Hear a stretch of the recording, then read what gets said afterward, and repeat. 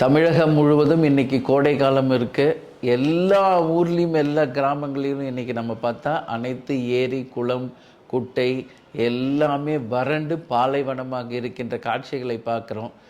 இதே ஒரு 3-4 மாதத்துக்கு முன்னாடி பார்த்தா எங்கே பார்த்தாலும் மழை வெள்ளத்தால் எல்லா ஊர்களும் பாதிக்கப்பட்டு அனைத்து தண்ணியும் போய் கடலில் கலங்கின்ற ஒரு நிலைமை. இங்கே தொலைநோக்கு பார்வையோட இதை நிர்வகிக்கிற திறமை இல்லை என்பது ஆட்சியாளர்களுக்கு மேலே நிச்சயமாக எனக்கு மன வருத்தமான பதிவாக நான் பதிய வைக்கிறேன். ஏன்னா இன்னைக்கு தண்ணி இல்லைன்னு பெண்கள் ஒரு பக்கம், விவசாயத்திற்கு தண்ணி இல்லை என்று பயிர்கள் அத்தனையும் கருகி வாடி போய் இன்னைக்கு விவசாயிகளுடைய வாழ்க்கை ஒரு பெரிய கேள்விக்குறியாக இருக்குது. அது மட்டும் இல்லை, இன்னைக்கு தண்ணி என்பது ஒவ்வொருவருக்கும் வாழ்க்கையில் இன்றியமையாத ஒரு விஷயம். இது ஆண்டுதோறும் தொடர்கதையாக தான் இருக்கே ஒழிய இதற்கு என்ன முற்றுப்புள்ளி, இதுக்கு என்ன தீர்வு என்பதை உடனடியாக அதிகாரிகளும் அதே போல் ஆட்சியாளர்களும் உரிய வல்லுநர்களை வைத்து ஆய்வு செய்து இனி அட்லீஸ்ட் வரும் காலத்திலேயாவது இப்போ இருக்கின்ற ஏரி குளம் குட்டை எல்லாம் தூர்வாரி இனி அடுத்து வரும் மழை காலத்துக்குள்ள